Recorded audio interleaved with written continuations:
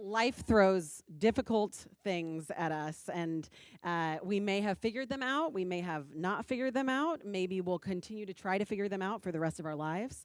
And being creative can be challenging in many ways, and in our industry it can be challenging, especially if you're relying on other people to give you the job.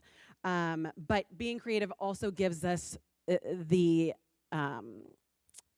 freedom to explore who we are.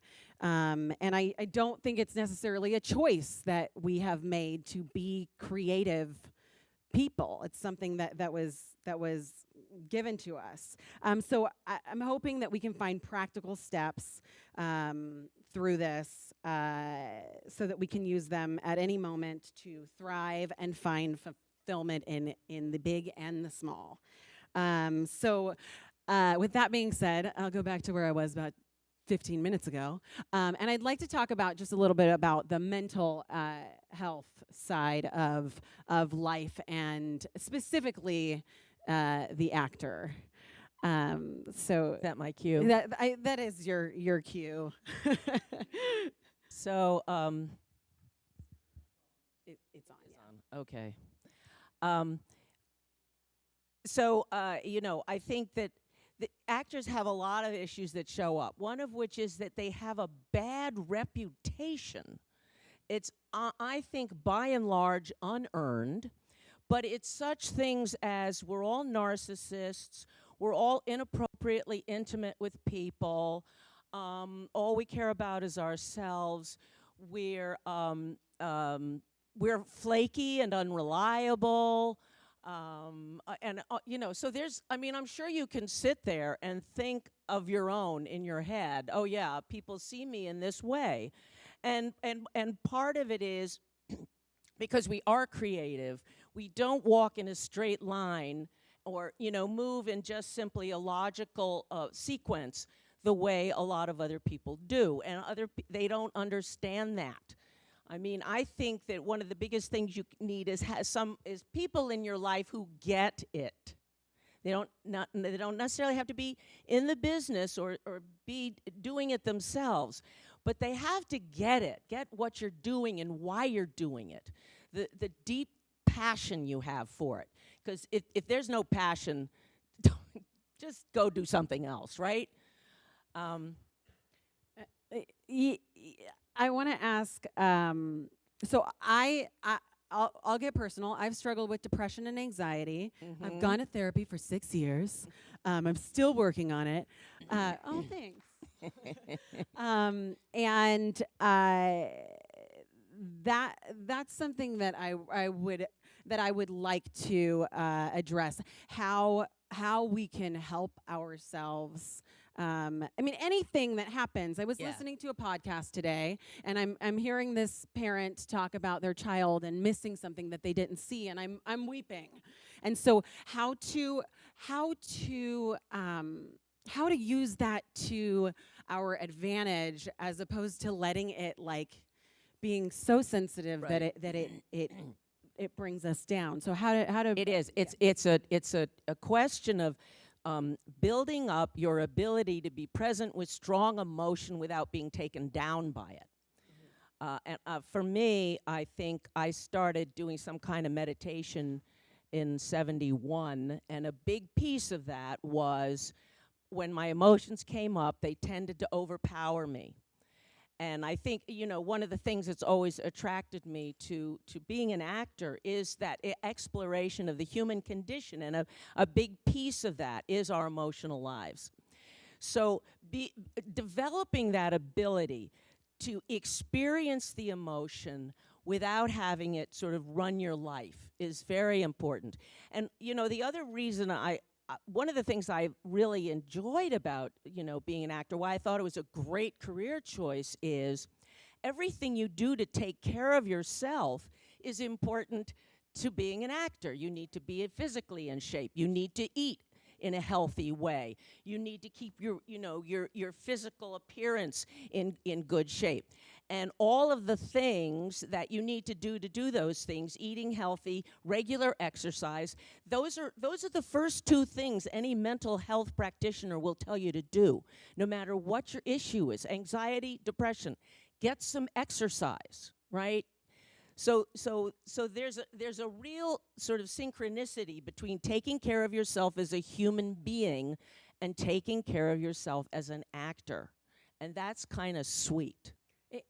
Yeah, go ahead. Did you? Oh, I was just going to add, some of you know I own a talent agency in town, Brady, Brandon, and Rich. I'm one of the owners and I'm the CEO. And we have a rule there where I say you can get emotional about things that are going wrong. You can even talk about what's going wrong as long as you are coming with a solution. I think you're going to find better about the things that bring you down emotionally if you're doing something about it. Real life example, I can't for the life of me understand why anybody would want to sit there or there or there in this room, because you of course want to see me. So those of you who can't see, do you? All right, good. Yeah, we got the hook up there. But those of you who are in a bad spot, I don't want you going home tonight saying, well, I went to this thing at SAG-AFTRA, but I couldn't really see everybody and I was in a bad seat. There's some great seats right down here. Any of you who Front can't row. see. So what you do is do something about it.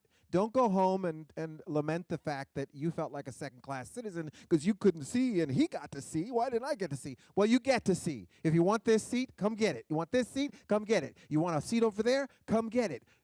If you're constantly doing something about what is troubling you, you're going to feel better about it, because life is going to be hard, but I've never met an actor who was afraid of hard work or difficulty or adversity, etc., as long as you're exercising your power to do something about it. So if you guys love those seats where you're looking around the camera, keep them. But if you don't, you can have my seat. I'll give it to you. And then I think is this on? Okay. Just hold Another it important close. thing to realize is that as actors, we are our own instrument, right? So if you have a guitar, you're going to have to keep it in tune. And if something, like if you play a really long, intense song on your guitar, you're probably going to have to do some maintenance to that instrument. So if you're doing something that's incredibly taxing, incredibly emotional, or psychologically intense, make sure that you're maintaining your instrument in whatever way that rings true for you. I don't know if that's a bath. I don't know if that's a daily meditation thing. I take a lot of baths. I really like that. He can attest. But but it's constantly making sure that your instrument is in working order, because this is going to be how you're going to make your money, like whether or not your instrument is working well. So make sure that you're doing the self-care that you need to keep that in tune. One thing I want to add to that is, one of my favorite quotes to tell all of my clients and everybody that I work with as a fitness coach is, control your mind and the body will follow. And there's so much truth to that. Even if you begin to break it down level by level, everything that everyone here has said so far lends itself to that. Your body will do absolutely anything you train it to do. And vice versa. If you begin to do things with your body, your mind and your sense of confidence will boost, and your mind will now convince you as a person in total, holy shit, I can do this, and that changes you. There's something about that. And so that all lends itself to mental health and mental maintenance, physical health, physical maintenance. And like I said before in the introduction, there's this really interesting ecosystem that takes over your body where one thing is dependent on another, and you begin to survive that way, and you can't survive without any one of them. They all have to work in synchronicity. You know what I mean? So there's some type of fluidity, even though we are speaking about different things. There's some type of unison happening already. Right. I think along those lines, I tell actors this all the time. You need to find something outside of acting that gives you joy, whether it be fitness or cooking or painting or something, because if this is the only thing you're focused on all the time, you're going to drive yourself crazy, because it is almost constant rejection. And it truly is. I mean, in any other profession, it'd be, you know, can you imagine you're an accountant and you go to a job interview every day and you never get the job? I mean, you'd be jumping off of a cliff. And you guys have a lot of fortitude, you have a lot of strength, more than many of you know, because it's being on the other side of it. It's hard to see, you know, somebody not. I love to give people the job, and when somebody doesn't get the job, it's very difficult. And I think a lot of times you'll walk away thinking, well, maybe I didn't do as well as I thought I did. And you've probably heard this before, but it's worth saying. Most of the time, it has nothing to do with what you think it has to do with. It has to do with you're too tall, you're too short, you're too young, you're too old, you don't look like the lead, you look too much like the lead. We have too many blonde people in this movie.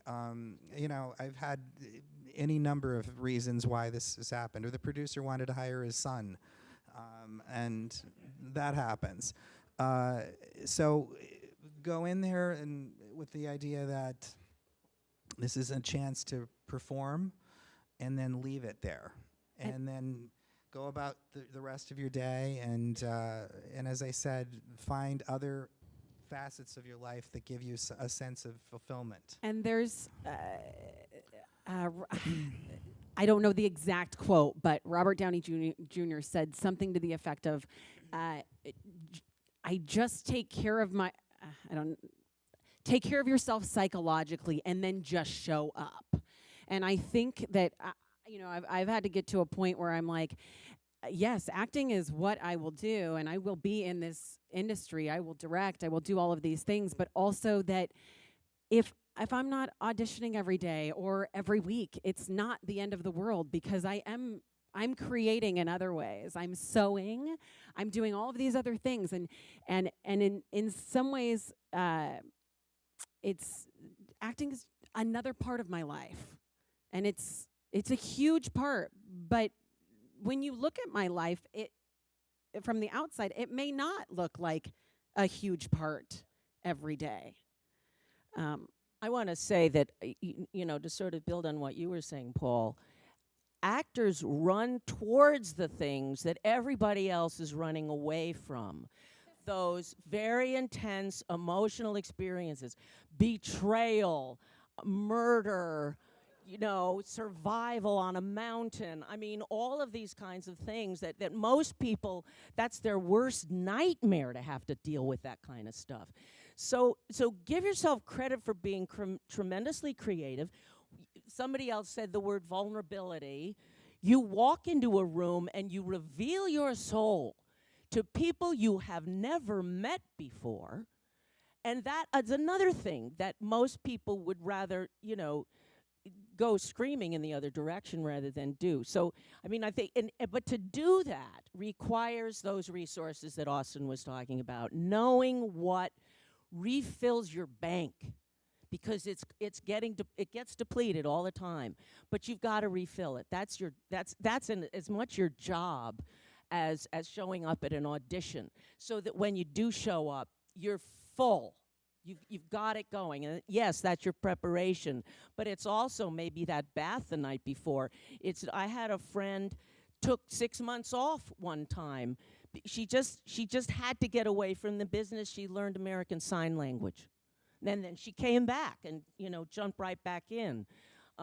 So finding that those other things that feed you and sustain you, and the people that support you in your life, that's what helps you sort of survive with enough, you know, brain and emotional fortitude to actually take advantage when you get an opportunity. And I just want to talk very briefly about how some experiences that I have had and that I have gone through with Paul, and he's seen a lot more of it because he's on the other side of the table, casting, talking to actors, but how when you don't take care of yourself mentally and spiritually, how that can affect getting cast, affect that people don't want to work with you. I've had someone not show up or be gone for 2 days before a film. And so I'm sure, and I also want Paul to talk about too, just briefly, an experience of someone who has crossed that line, who has worked on themselves, and I'm sure you see that a ton. So let's talk briefly about that. Yeah, I started out, my first couple years out here were working at talent agencies. And I went into casting 2 years into being here. So I've had the opportunity to see both sides of it. And I met actors at the talent agencies, and then I've met them on the other side as a casting director, and I'm friends with a lot of actors, and I've seen them go through. I know an actor that had success very early on in his life, and then it went away. And that's extremely difficult psychologically to deal with, because when you're young, and especially I see this with especially actors just starting out in their late teens and early 20s, they never think it's going to stop. And you're usually the busiest then, and what can happen is you can turn to drinking, you can turn to drugs, or you can turn to fitness, or you can turn to what we were saying about just bettering yourself in some other way. And I've seen actors become hermits. They become isolated. And that's when you start getting in your own head like that, it's dangerous. And I have a friend who he's 7 years sober, was his own worst enemy through most of his 20s. And he battled addiction and overcame it, and his life became exponentially better after that. And I've seen actors go the other way as well. And I think that's why we were talking about earlier, finding a community of people, right, and finding people that you can talk to. And so this city is so. It makes it so easy to be isolated, to never leave your apartment. And I've lived in an apartment complex for years, and I don't know most of my neighbors. And it's just sort of the nature of where we live. And we're always in our car. So you've got to find some way to connect with people. And whether it be joining an acting class or doing workshops or joining a theater group, something like that, where you can share your experiences. Because I think when you isolate yourself like that, you think, I'm the only one that's going through this. Nobody else is experiencing this rejection or this pain that I'm going through. And then you start talking to other people, and you realize we're all going through the same thing, and I can relate to you guys from the opposite end of it. Every job I get, I have to audition for. And I'm only as good as the last job I did. And, it's a constant battle to, keep the momentum going. I'm driven by a lot of things. I'm driven by fear. I'm driven by my passion for this. And when I got out here, I didn't know a soul. And it was through working at agencies, that I developed a group of friends. I literally knew no one out here. And work begets and work, but you have to be involved with other. And I was 3,000 miles from home, and I look back on that period of time, and it's almost a blur. But what's that? My home was. Did you ever watch the show The Office? I'm from Scranton, Pennsylvania. Woo! Scranton rep. So if you watch the opening credits of the show, that's actually Scranton. It's as depressing and dreary as it looks in the opening credits. Yeah. So it could be worse. It could be much worse. Yeah, let's definitely. I want to take you a step back. You can applaud Scranton. Yes, good, good. I want to take you a step back. Great, yes.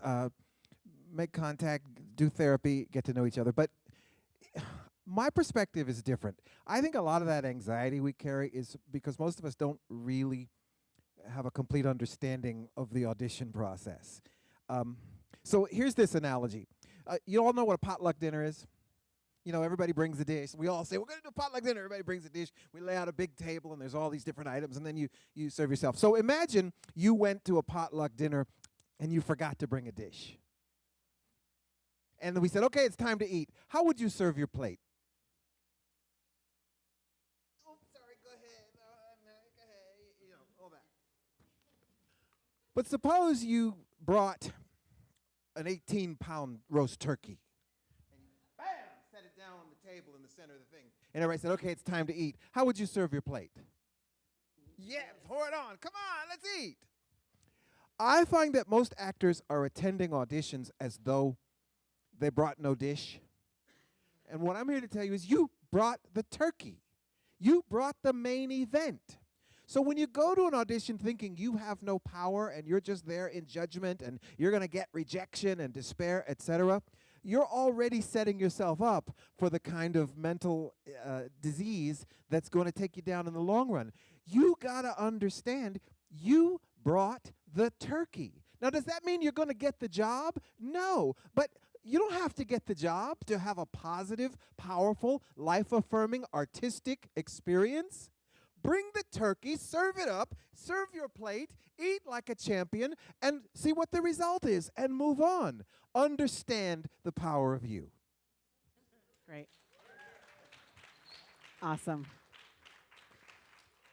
Thank you, Stuart. And before we move on a little bit more to spiritual life motivation, I just want to step back to, we had talked briefly in the little side room about actors and addiction. Right. And I want to give credit to my colleague in my graduate program, Terrence O'Connor.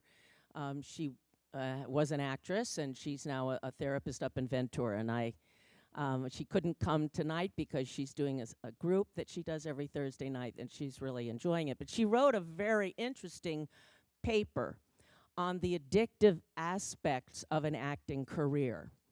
And they include such things as the high at the audition, if you get the job.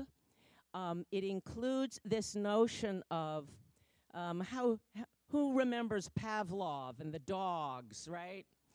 Well, if you reward an animal, so pigeons pecking on a little lever that gives them food, if you reward them on a regular basis and then you stop feeding them, they stop that behavior really quickly. But if you throw food down in a completely random sequence, they will peck that lever until they die. So that's part of what the experience of an actor is. You're throwing it out there, and sometimes you get it, but you never know when. You can go a long time and nothing happening. You can hit 2 in a row. So it's called extinction. It's very difficult to get this behavior to go away because you've had this intermittent, irregular, and unpredictable reinforcement. She also mentioned, she talked about gambling behaviors. And, gamblers, it's not just the winning that they like, it's the whole process, right? It's the going down, it's the casing the joint, it's the sitting at the table. And I'm sure we can all relate to, sort of getting involved in this, the whole process. But then we have to, I think, your big key is the audition is the work. Whether you get the job or not, that's sort of like gravy. That's out of your hands. But the audition is the work. You go in there, you do your best, you bring the turkey, and then you let go. And that's where having something else to do comes in really handy. especially if you want to survive, right? Yes. Because you have to have money to survive. That's right. And That's so right. I think that's where some of the pressure, comes in. Uh, I do Lyft and Uber on the side, and I love it. It's great. I can do it whenever I need a few bucks, or if I want to meet some new people, or if I'm on my way to an audition. So there are some things that you can do, but Yeah. I think that's where I think that's where sometimes the pressure comes. Yeah. and it becomes not as fun. Your mindset becomes of lack. Get twisted up.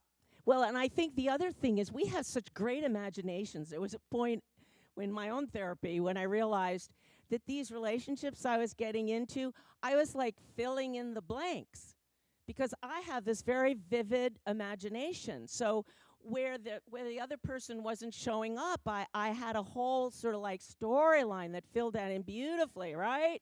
Only it wasn't reality. So learning to differentiate between, the ways that we see the world and what's actually happening is really important. I also think, and he just gets so sick of this, but I think it's important to celebrate your wins. Yes. Whatever Right. that win looks like to you, if it is getting an audition, if it is getting a callback or whatever it is. And Susan Sarandon said, even if all you can do is reward yourself with an avocado, like it's important to place that milestone and be like, I did this, because otherwise, especially in Los Angeles, because it's sunny every day, it's like you kind of just get in this rat race and then you're running, and you haven't even looked at how far you've come. You've never taken a step and gone, oh wow, I did that. So I think it's important to celebrate your wins along the way so that you go, that's cool, I am doing this. Yeah, think about how most of you do it. You get an audition, and you don't want to talk about it because you don't want to jinx it. Then you go on the audition, and then you get a call back, and I really don't want to talk about it because I don't want to jinx it. And then you get on a veil or pinned, and I'm just going to sit silently in my room and wait. And then you get the job, and you say, well, I don't want to celebrate till I shoot it and I don't blow it. Then you wrap shooting, and you say, well, let's wait and see what the critics say about it. And then it airs, and you start all over again on the audition. Now, what happens when you don't get a job? Boy, do we celebrate that. Oh, my God, I can't take it. And we do a whole thing. So, of course, what do you call those things? Your receptors are storing all that negative because you threw a big party for the loss. But the 5 wins you had prior to that, you didn't want to say anything about it. You didn't want to celebrate it. So I always say, rather than not celebrate for fear of setting yourself up for disappointment, get better at dealing with disappointment. Yeah. And celebrate each everything. victory along the way. Wonderful. Right. Yeah. And there's some interesting neurobiology that goes along with this, which is that we have a negative bias in our nervous system. It's what helped us survive on the savannas. But it's not so useful in our current situation. But so something negative has an immediate impact on our nervous system. We remember it. It generates, chemicals and stuff in our system. Something positive takes 15 seconds. That was only 5, right? So 3 times as long as that, you have to sit with that positive experience for it to actually be absorbed into your nervous system. And I think that's another reason. Celebrate everything. Celebrate everything. Yeah. Sorry, go ahead. And enjoy the process. I have a friend who's an actor who every time he gets a job, he's thinking about what that job will lead to next instead of enjoying that job. And does he get the job? And no, and No. we talked about setting yourself up for disappointment. He's constantly setting himself up for disappointment. You see it at the Oscars. You see someone clutching the trophy thinking, now what? Yeah, and I think part of that comes from, why did you get into this in the first place? Did you get into this to be a working actor, or did you get into this to be a star? And if you have the mindset, I'm going to be a celebrity, I'm going to be a star, you're going to be severely disappointed quite frequently. And if you get into this with the idea that I'm a working actor and I'm doing what I love to do, then you're going to be a much happier person. And I think the biggest mistake people make is thinking, I'll be happy when. yes, When I achieve this goal, then I'll be happy. No, you won't. You'll be just the same as you are now. You'll just be maybe working a little bit more. But each level of your career brings new issues. There's always shit to deal with. You're not going to get rid of the shit. Trust me. But so you want to sort of like be aware of you need to be happy now. And don't let it be only the result of some external circumstance you only have limited control over. And I'm just going to add, I've been dirt poor in my life. I've lived in my car. I've done that thing. And I've been somewhat wealthy at some points. Nothing changes. There's no check that's coming that's going to make you satisfied. I'm telling you, if I gave you $1 million right now, you'd be happy for about 6 months. 6 months. That's what the research says. But even before that, you'd be thinking, now what do I do with this? How do I turn it into $3 million? Do I invest it well? What about the taxes? What about this, et cetera? There's no award. There's no job. There's no anything that's coming that's going to satisfy you. So for me, the key is stay hungry. Always be wanting more. But you got to learn how to not be unhappy as you're wanting more. How can I not be miserable about the fact that I'm not here? Because when I get there, there's just going to be somewhere else I want to get to. So if you can't be happy here with $1 in your pocket, you ain't going to be happy with $1 million. I'm telling you, I've seen it, been there, done it. I don't want to say I've had $1 million, but One day, you Stuart, fill one in day. the blanks. Well, they do research on these, mega lotto winners and everything, right? And yeah, it lasts about 6 months. And they'll do the same research on a guy who's become a quadriplegic overnight.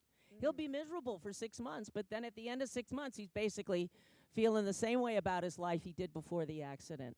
And the lotto winners are feeling the same way they felt about their life from before they won all that money. So make your life good now.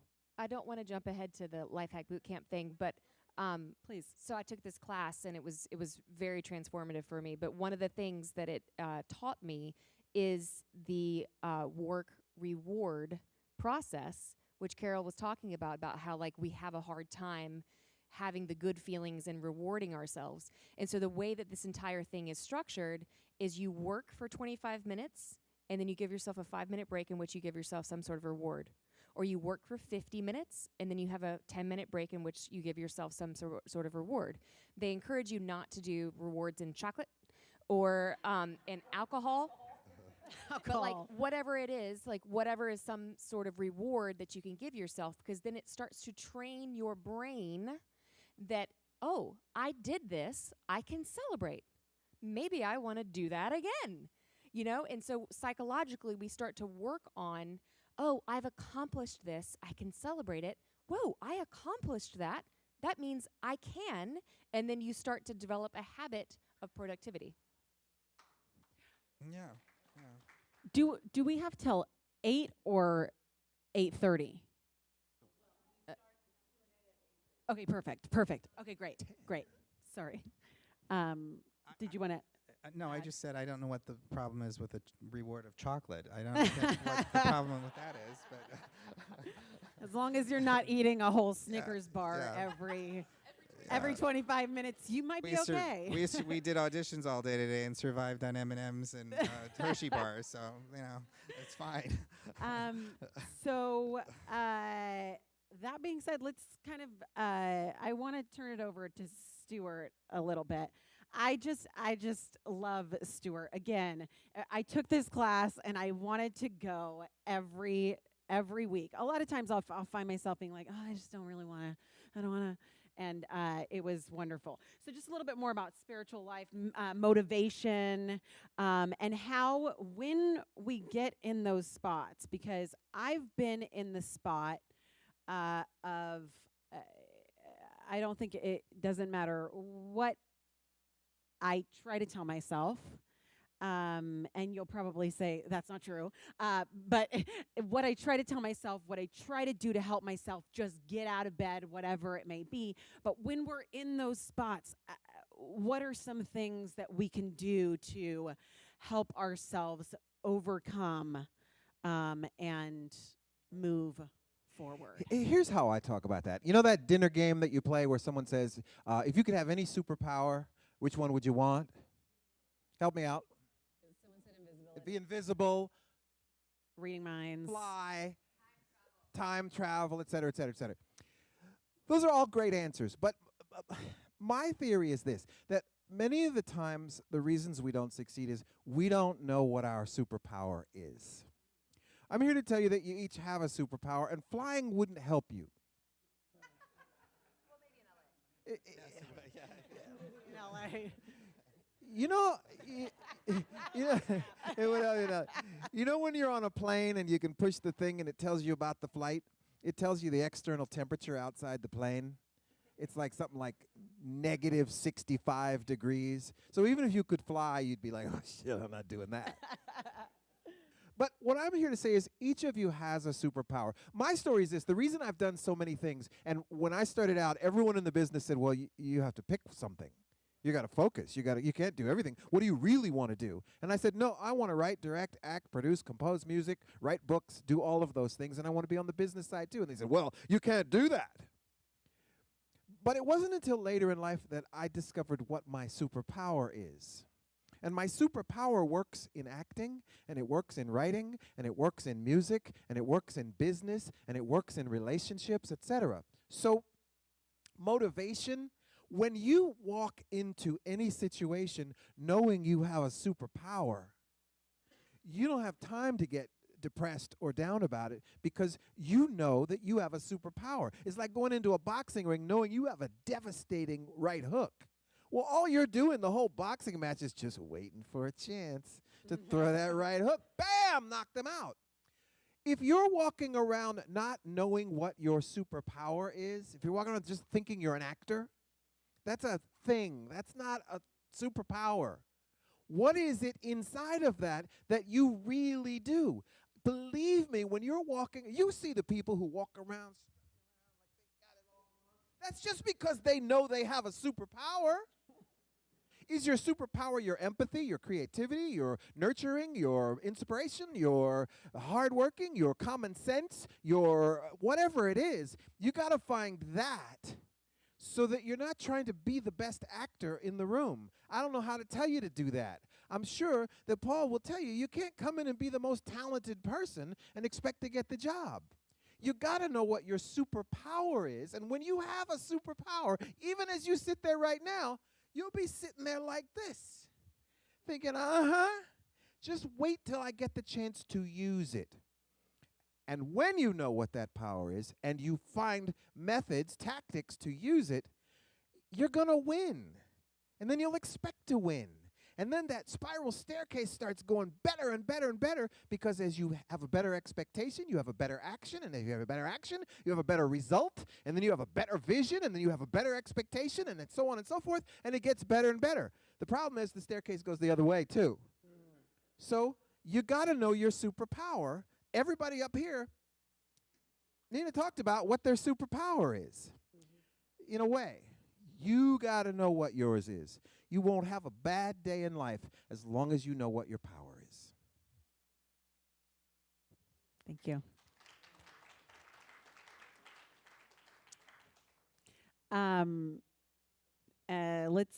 Let's talk about kind of the physical side of, and maybe some of the science behind the physical side of health and well-being. Yeah. So a lot of you have heard the word of serotonin, endorphins, and stuff like that. We can spend hours speaking about that. I can't go way, way deep into it because I'm not a scientist. But I do know that working out every day doing something physical every day boosts endorphins and boosts serotonin levels, right?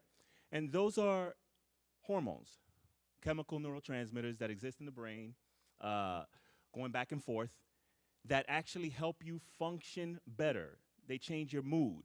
They help you prevent anxiety, help you prevent stress, help you deal with day-to-day stresses a lot better. This is the thing that I've discovered. A lot of actors, and we have actors in this room, we have directors, we have probably writers. You're artists, right? And as an artist, you're a creator.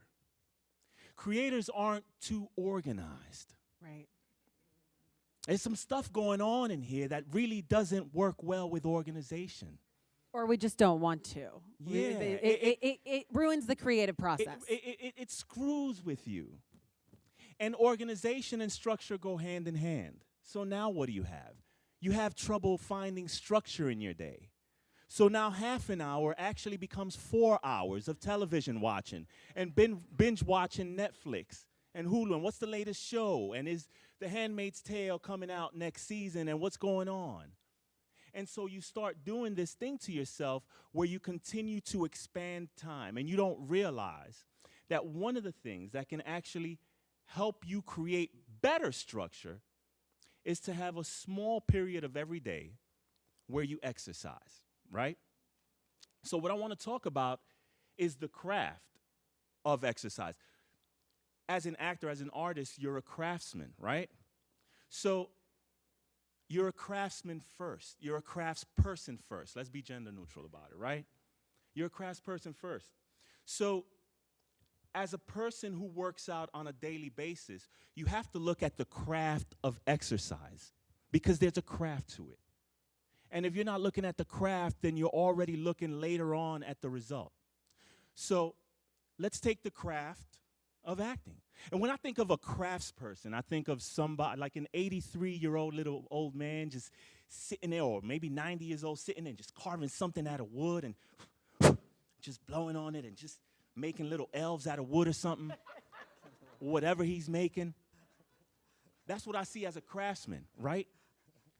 Let me tell you something. That process of crafting something out, it shit ain't got nothing to do with the result. And when you train and when you work out every day, that craft of working out is the same as trying to build like this little elf out of wood. You're working towards something right then and there in that moment. It is distracting you from some of the other stressors. You put them aside. It's helping you deal with anxiety. It's helping you build these hormones in your body that are conducive to thinking better, processing things better, better circulation in your body. So now we have emotional benefits to this craft of working out. All right? It's an antidepressant, if you will, on the emotional level. On a spiritual level, you feel a little bit more accomplished. I mean, what are we here to speak about? We're here to speak about productivity and fulfillment. Within this craft every single day, and I'm trying to marry our life as artists and actors and our life that we can potentially have to enhance that artistry and ourselves as actors with working out and just a little bit of exercise. Because one thing does feed into the other. What do we want as actors a lot of times? Think about it. We go to this audition, we get in the car, we like, damn, I'm gonna call my agent. What do you want? Yo, you got any feedback? Because it's all about feedback, right? It's all about feedback. You want feedback immediately, but the craft part of it has nothing to do with the feedback. The same way when you work out every single day, you're doing it for the purposes of staying stable, staying grounded, helping yourself reduce anxiety and reduce stress. But we still want feedback when we work out. And how do we get that feedback? We run over to the scale. What's the scale say? Or we get a tape measure, wrap it around our thighs, or my biceps bigger. We look at ourselves in the mirror. I got the 8-pack yet? Structure yourself in a way where all you give yourself is the opportunity to give 15 minutes of time to this craft of working out. In the long run, yeah, results, no problem, and the 6-pack of abs and all the beautiful things. But the craft in and of itself, as it exists, as you're doing it, is what's helping you get through those daily stressors. As an artist, as a person on a day-to-day basis, the stressors that get us. Oh, well, I'm not worried about whether or not I got the job right now because I feel good about myself and I'm confident. And maybe it'll catch up to me and maybe I'll work out even harder. And that's our meditation, is our working out. Our health and fitness is our meditation. Meditation isn't always this. It can be. But meditation is also a heightened state of awareness and a state of focus. So when I spar with my sparring partner, that's my meditation. Because if I don't focus and if I'm not aware, I'm getting punched in the mouth. You feel me? So that's what happens. So health and fitness and our craft as actors really, really do go hand in hand. And I hope that there's, in your head, I've formed some form of marriage between the two and how the two can actually feed off of each other, how they can make each other better. I know it's made me a lot better, you know what I mean? My work as a stuntman and as an actor, and I get most of my jobs are extremely physical, so I need that. You know what I mean? I need the cathartic expression of hitting a heavy bag. You know what I mean? That's my meditation. That's my focus. It makes you that much better. It lends itself to everything everybody's saying. Emotional stability, mental stability. We can get into the science part of it if we want to. You know what I mean? But at the, you know what I mean? Where's my science person? But at the end of the day, that's what it really, really lends itself to. It's a craft. And if you see it as that, you won't worry about the long term and everything because the long term will eventually be in your face 25, 35 days later when you've lost those 2-3 pounds. All right? Awesome. You know, I mean, you're illustrating something that we've all sort of alluded to, which is, yeah, you've got to set a goal. Then you have to figure out what you're going to do every day to achieve that goal, and then you got to let go of the goal. Right. It's a paradox. Right. Because otherwise, you're thinking about that instead of being in the moment and doing what you're doing right now. Your greatest tool as an actor is your presence, being fully present in the moment. That's what brings life to the character. So in all of these ways, it's that funny push-pull. Yeah, you have to set a goal because that'll help you reach farther, but you can't get focused on the goal because that'll keep you from being in the present moment. Yeah. Crazy. Yeah. It really is all about being extremely present and helping yourself have a healthy distraction. And someone mentioned, you know, the distractions and rewards, the reward system and stuff like that. And it really does give yourself the opportunity to create a system for yourself where you are doing something that really, really empowers you, creates more confidence in you, helps reduce stress and anxiety. Like I said before, we can go over that 1,000 times. But really, it's the one thing that I would recommend everybody just try to do, even if you're hell-bent against exercise.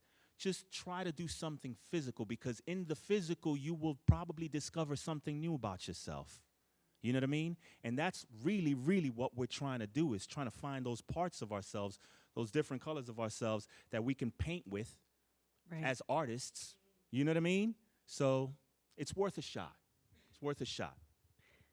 And you said 15 minutes. Could it be 5 to start with? No, I'm just saying, like, and you can do it anywhere, right? Someone could lay down here and do some planks and some abs, and that's helpful. It's creating right? habit. It's creating habit. There's physical things that you do that everybody does every single day. There's physical things that everyone does every single day that they don't realize is a habit because they started a long time ago. Hopefully everybody brushes their teeth every day and puts on clothes. It's a physical thing, and ties up their shoelaces. It's a physical thing. Well, imagine having to go back every single day and having to relearn that. Right. That habit would immediately become extinct. And you'd say, hell no, I'm not doing this anymore. You know what I mean? So if you start 15 minutes every day, working out 10, 15, 20 minutes every day, and you create that habit, eventually you won't be able to live without it. You know what I mean? Okay, so I'd like to kind of jump to the practical productivity. So I actually did how long was the the online course that you took, Austin? It's called Life Hack. It's Life Hack Boot Camp. It's an 8-week course, but So you have I did a yeah, a truncated. 1 week course of that. Right. But it's basically designed around people that don't know how to have structure in their lives, but they want to achieve great things, but they don't exactly know how to even go about starting that. And it's this great married couple, Demir and Carrie Bentley, that came up with this whole program called the Life Hack Boot Camp. And a lot of it is about retraining our brains to know how to celebrate achievement and celebrate structure, which we're not inclined to do, right? So they suggest actually planning out your week in 30-minute segments, the entire week, and then you eventually do the entire month in 30-minute segments, which I've done. And it's incredible because then you realize how long it actually takes you to do things. And then things seem much more accessible. Like, I used to think that cleaning our house was going to take 4 hours. And I was like, I don't want to do this. It's 4 hours. We actually timed it. We can do it together in 50 minutes. 50 minutes. And then we celebrate. But like whatever that reward for us that day looks like, you know? I mean, sometimes it is chocolate. But so they actually talk about every week having something called a champagne moment. Oh, go ahead. can you just talk about, I don't know if you use it, but the sticky notes? Yes. That's where So they what I start. was talking about earlier with the 25 minutes of work, 5-minute reward, or 50 minutes of work, 10-minute reward, they call those sticky sessions. So you set a goal for yourself every day. I want to do 3 sticky sessions. So even if that's 3 segments of 25 minutes, you will be blown away with how much you can actually get done in that amount of time. And, you know, doing that in the first 8 weeks of this year, I retrained myself. This year, I have completed a feature film, a feature Christmas film, 2 acts of 2 other movies. I've done summaries of 5 other movies. I've written a pilot and planned that series. I planned an entire other series, which is a drama. I wrote and illustrated a children's book, and now I'm getting ready to start my second full feature. And when did you do this life hack? I did that in January. Okay. Yeah. So with the sticky sessions, you can do it for everything. Like we said, we do it for cleaning now too. And what they talk about in this program is having something called a champagne moment, that if you completed that, you would go out and buy yourself a bottle of champagne. And it doesn't have to be a bottle of champagne. For me, like, I went and bought like a Lush bath bomb. So like when I finished illustrating my book, which took forever, I celebrated by having I like baths, guys. By celebrating with this fancy bath bomb. But what would that champagne moment look like for your week? Maybe it's just finishing reading a play or whatever you actually have time for, but celebrating a realistic thing that at the end of the week, with all of your sticky sessions combined, you will have actually done this thing that you want to do. If you have those for every week, that's 52 things every year that you will have gotten done. And it's very accessible when you break it down into these, like, oh, sometimes it can only take an hour and a half of my day. I think I have an hour and a half of my day, right? Or whatever it is. And a great thing about structuring your day like this is that we think we never have time. But if we actually set aside that time, it creates so much more time for other things. And you have to be very strict about, like, when you're in your sticky session time. I put my earphones in, and he knows that that's like I'm in a sticky session. And what really is terrible is like when he turned that around on me, and then he was in a sticky session, and I was like, ah. But like, you have to communicate to the people around you. Unless you're on fire, I will get to you in my break, which is either going to be in 25 minutes or in 50 minutes. So if you're not dying, I'll get to you in 50 minutes, right? And most things can wait 50 minutes unless he's lit the kitchen on fire. But so, like, having your place that you can go and put your headphones in and listen to your meditation music or whatever, and write or read or do whatever you need to do for 25 or 50 minutes, for me, it was completely life-changing.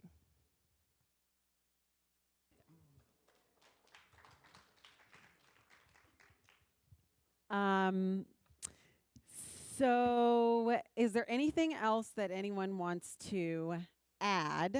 I do have a couple of I do have one final question, but before we get to that, is there anything else that anyone would like to add to this? Yeah, and you might be able to address this, Carol. Do you encounter actors that, you know, they'll say to you, I'm doing this and this, I'm taking acting classes, I'm doing workshops, I'm doing this, and why isn't this the result? And that they're trying to find a secret formula to this. And I think we're taught in our life that if we do A and B, C will be the result, and that's not necessarily the case in this particular profession. I think maybe you probably could. That doesn't work for this particular profession. Yeah. I mean, one of the amazing things about becoming a therapist is it does work. You put in your time, you get your degree, then you get your hours, and then you take your licensing exam, and then you become a supervisor. I mean, there's this whole logical progression that happens, and if you put in the time, you will achieve the result. But it's not like that. This is there's a certain throwing the darts quality. But I think that, you know, one of the big things we've been saying up here is knowing yourself, the passion you have, that desire you have, and to stay focused on what's immediately in front of you. Yes, have your long-term goals, but make sure you have a good life right now that can support you in continuing to stick with it. Yeah, we were talking. Thank you for addressing that. We were talking about it backstage a little bit, about tenacity and just staying in the business, staying here. I have a friend who moved here about 2 years ago, and he was an aerospace engineer, and he's going about everything as an actor from a scientific point of view, that if I do this, if I do X and Y, then Z will be the result, and he's getting very frustrated that that's not happening. And he said, you know, you told me to take this class, and then I did that, and then I thought this was going to happen, and I started booking, and the thing I learned pretty quickly was there's no really straight path in this business. You go off in weird directions, and it zigzags, and there's ups and downs, and It's a jungle, and you've got a machete. yeah. And you are making your own path. There Yeah. isn't, you can't follow anybody else.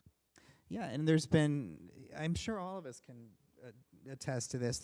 I've gotten projects where I'm thinking, oh, this is it. This is the one that's gonna, you know, and then nothing, absolutely nothing. And then I'll do something that, you know, I'm like, okay, this is an interesting.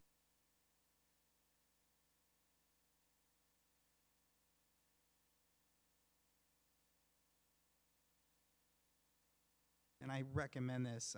It was on Great Performances over the weekend. It was Harold Prince, Life in the Theater. And he talked about, he's 90 years old now. And he said, to this day, I can't predict what is going to be a hit and what is going to be a flop.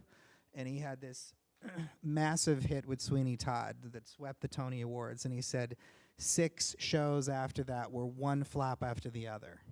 And he said, so you just don't know what that's going to be, and but I'm sure PBS will rerun it. But it's very inspirational if you're an artist to watch this, because you come away from it with a sense that this is a man that is not pretentious, and a man who took risks his entire life. If you look at his body of work, nothing's a copy of the last thing he did, and everything was a risky move. So. I know I went off on a little bit of a tangent there, but I wanted to share that with you. I would just add in that, to me, when you talk about productivity, that means doing. All the things that I've done happened because I didn't wait for somebody to invite me to do it. I didn't wait for someone to hire me to do it. I did it. Some of you have heard my son-in-law on all the talk shows talking about how he was going to quit the business, and I had to talk with him. And what I really told him in this talk was, you can quit if you want, but I'd love to see you really try. And of course, he was offended. Like, what do you mean, try it? But I'm saying not try harder. I'm saying try better. So if you want to act every day. And what I mean, and I said this to him. I said, so why don't you go to the local Starbucks and ask if you can do some monologues at Starbucks? There will be a small audience. They'll let you do it. When are you singing? Who did you call? Who did you hook up with? Who did you let know? For me, I write music. So I have to approach people and say, hey, let me score your short film. Because if I don't ask for the order, they're not going to come to my house and go, is anybody in there a composer? It's not going to happen. So you got to be doing the things you do. So a lot of things you're doing right now, you're not doing for money. You're doing it for the creative process, and you're doing it for the connections you'll make, and you're doing it for the self-esteem that you'll build, etc. So don't worry about the money at this point. Be doing what you do. Be acting every day. Find avenues where you can do it. Find avenues where you can win. There are a million people who would love to have you do what you do. They just can't pay you right now. But if you do enough of that, somebody's going to pay you, and then the next person's going to pay you more, and that's what's going to happen. Be doing what you do. I also would, go ahead. Yes, that deserves applause, for sure. I also want to add that giving back is really great for actors because, like Carol talked about, you know, the stigma of being an actor is that we're narcissistic, right? Everybody is like, oh, you're just so about yourself. But what's crazy is that this business, we are our own business, right? So, like, I am in the business of Austin, and that can make me very me-focused. So I try as much as possible to get involved in giving back and volunteering and working with the homeless and, you know, working with, like, I mean, cleaning up the beach. Like, I mean, I don't even know how many charities I end up working with over the course of the year. But it keeps me sane because it gives me perspective. And also, you benefit so much more when you give back to other people than they're getting from what you're giving to them by far. So I highly recommend. I mean, I know that SAG probably has like 1 million volunteer opportunities that they're constantly. Yes. Yeah. So, you know, even just going and being part of the strike, which felt like I was like, oh yeah, I think I'm kind of like doing something right now for my union. You know what I'm saying? So, just whatever it is, I just encourage you guys to give back in some way because it gets us out of our heads, which is a great place to not live. Yeah. I just wanted to sort of touch on something that we've mentioned, which is don't take it personally. Don't take anything personally. When your, spouse yells at you, don't take it personally. I mean, it's hard because it's you in that room. I mean, I've taken up painting, and somebody can not like my painting, and I'll maybe argue with them or say, well, they don't like it, I like it, but it's different when it's you. It's hard to make that separation, but just make it a rule. Don't take anything personally. It wasn't meant that way, and even if it was, you're going to have a much better result if you approach it from, oh, this is not about me, it's about this other person. That's their thing. Anyways, I just wanted to sort of emphasize that. So just back really quick to the productivity. Like I said, I did it for a week, and it was great. It was incredible.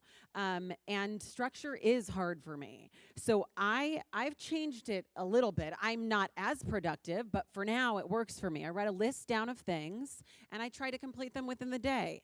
If I feel like I need to take a nap because I'm feeling anxious or whatever it is, I take a nap. I scheduled an hour nap every day. I'm a professional napper. I scheduled them. I did. It may not be the sticky notes. We are all very different people. And I also think we need to recharge our batteries from time to time. And you need to get out of this bubble here and go somewhere and just escape it for even a week, just to get your mind straight.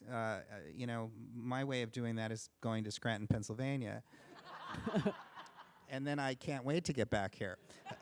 No, but it's spending time with my family, who are not in this business and who they give you life. They don't give a shit about what the #1 show on TV is. It's refreshing, isn't it? It's very refreshing, And you know, the priorities are different, and you know, it's you really need to do that for your own well-being from time to time, because this is a bubble out here, and the majority of people that are working out here are in some facet of the business, and it can get to you after a while that that's all people talk about.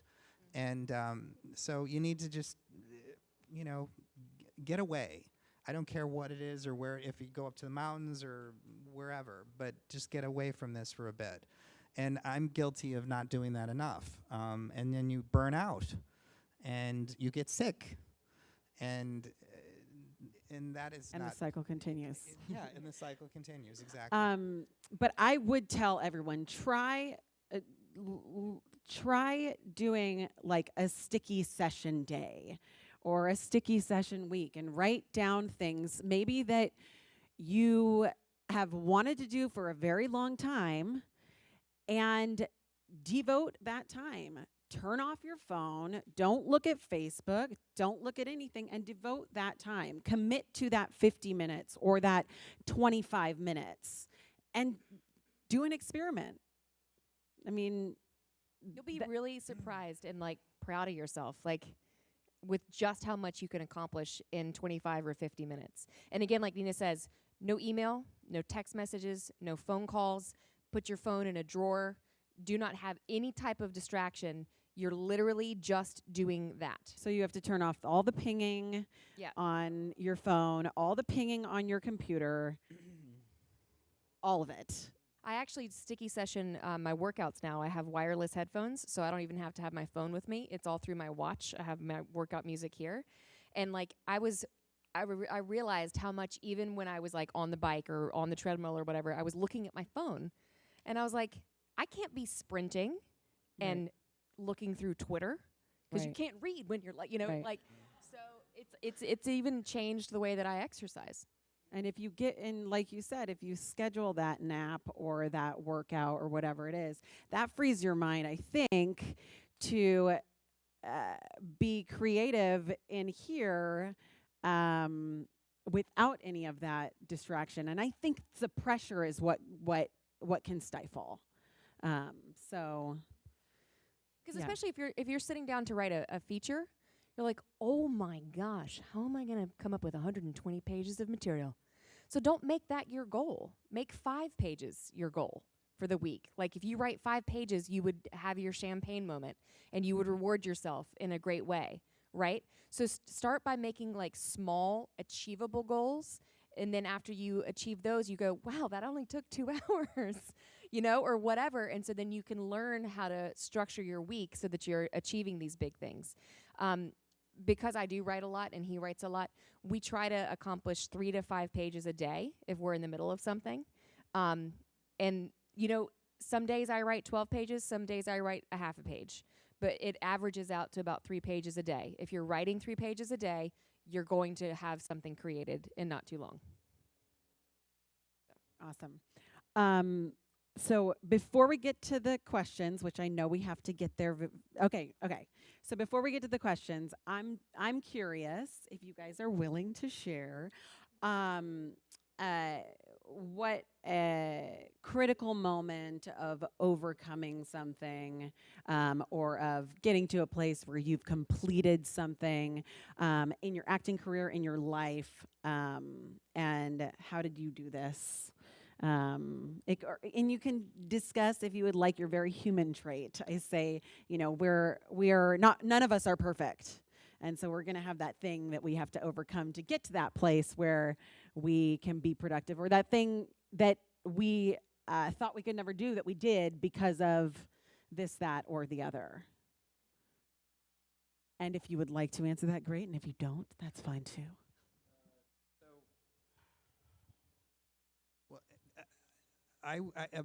The 12th year I was out here, I had just left a partnership that I was in for about 6 years, and I found myself starting over, literally. And I had to I was starting my own business, and there wasn't a lot happening. And I thought, you know, I've been doing this for 12 years. I'm not about to give this up now. And I joked with somebody, the only thing I was casting at that time was my own shadow. And, and I thought, I've got to start generating some work. And that's when I started working with the Blank Theater in Hollywood, and it was volunteer work, but it was casting their reading series, and but it was keeping my mind occupied, and it was also keeping me working and active, and I started taking jobs doing short films and student films, and there was a short that I did that somebody at Film Independence saw, and they showed it to somebody that was doing a feature, and I got that feature. And then the ball started rolling, and the momentum started again. And but it was terrifying that year. It was, I thought, my God, I've done all of this leading to, and then I'm back at square one again. And that's the thing about this business. It's extremely unpredictable. You're on a high one year, and then you can, you can be at a point where you're basically having to start from scratch. But I just wasn't willing to give up on this, and little by little, work begets work, and I say that so often, and it applies to actors more than anything else. Pull every string that you can. There's no, I'm sure you've heard this many times. There's no part that's too small, and it's true. And you should be going out there and auditioning for AFI films and student films and theater and all of these things. You're honing your craft. You're making connections with people, and you'll see what happens after you start doing that. You'll see a momentum grow, and that's how my business grew. And I didn't feel I was too good for anything at that point. It was like, I just want to work. And starvation is a good motivator. But it, and I'm in a position now where I'm very happy with where I'm at, but I'm always looking for, the next goal. And I think that's what we all should do. Great. Thanks, Paul. I'll talk about this. I'm not asking out of vanity. Have any of you read my book or heard about my book? Anybody? No. Yes. Okay. Yes, I have. You have. Okay, good. So I wrote about these things. I find that many times the biggest adversary can be the voice that's in our heads. In other words, there are things that we say to ourselves that we would never say to anyone else, and we would never allow anyone else to say to us. But we've heard it from the outside, and then we start to repeat it. I grew up in, I'm the oldest person up here, so I grew up in very small town, Eastern America, pre-civil rights America, where when I was young, I was told flat out that I should only speak when spoken to, and that the best I could expect was some kind of manual labor existence, because people like me didn't succeed, and I shouldn't have opinions, and I shouldn't do things. And after you're told that enough times, the voice in your head starts to pick that up, and you start to tell yourself that you can't do things, and that you're lesser than, and that people are thinking this, etc. And of course, as an African-American man growing up in America, there's all kinds of stuff going on here that, the reason I didn't get seated at the restaurant must be because of A, B, and C, etc. And then the voice in your head starts to tell you you're not enough, and you can't do this, etc. So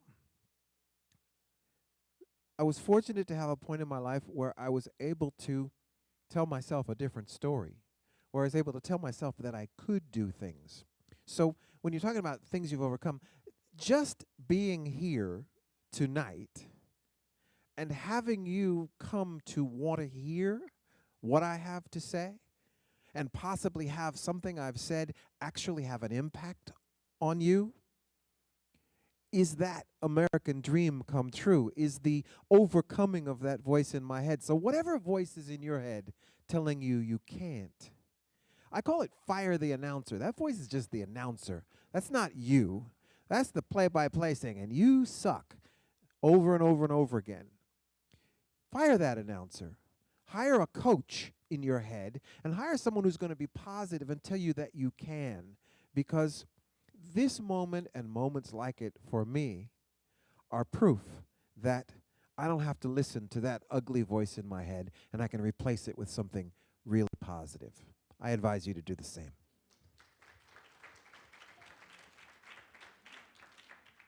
So mine is a tad bit more professional, but none of you guys are 12-year-old girls, so you probably haven't seen Dolphin Tale.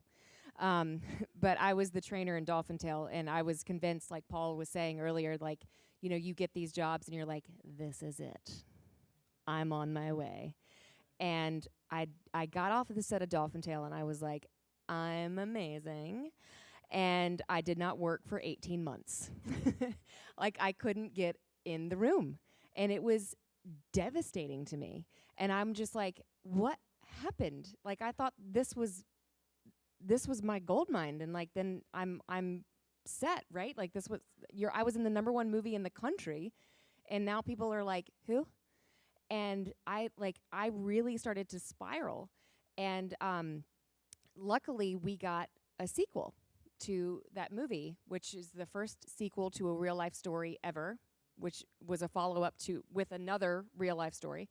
Actually, when we were shooting the last day of filming, they rescued another dolphin that ended up being the sequel, which was nuts. And so I get to set, and I'm finally, you know, making money again, and I'm like, thank you. It's been 18 months where I've just been like, am I gonna ever work again? And it was really, really cold that night, and sorry to name drop, but Morgan Freeman, we were hanging out in this like little huddled space that was warm. And he was like, so how was it since the first movie? Have you just worked like nonstop? And I was like, no. And I was like, it's been really bad actually. And he goes, oh, that's cool. I went through the same thing. And I was like, what? And he was like, yeah, there was like two years where I couldn't get arrested. And I'm in New York, and I couldn't pay my rent. And I wrote my landlord a letter saying, I promise I'm good for it as soon as I get paid again. And my landlord was like, yeah, cool. And he's like, you know, all you got to do is just stay on the bus. Just stay on the bus, kid. Like Paul was saying, you just gotta stay in the business. You just gotta stay doing this. And I was like, oh my God, if it can happen to Morgan Freeman, like, who do I think I am that like I'm better than, you know, going through these dry spells? And it's just cyclical. And we don't get roles because they're not our role. It doesn't mean anything. Like, we get to determine what it means in our life, and we get to say, that doesn't mean anything. That just wasn't my role. So for me, that was a huge overcoming psychologically of what role I play in this business. And sometimes you're in the back of the bus, and sometimes you're the driver. But as long as you're on that bus is all that matters.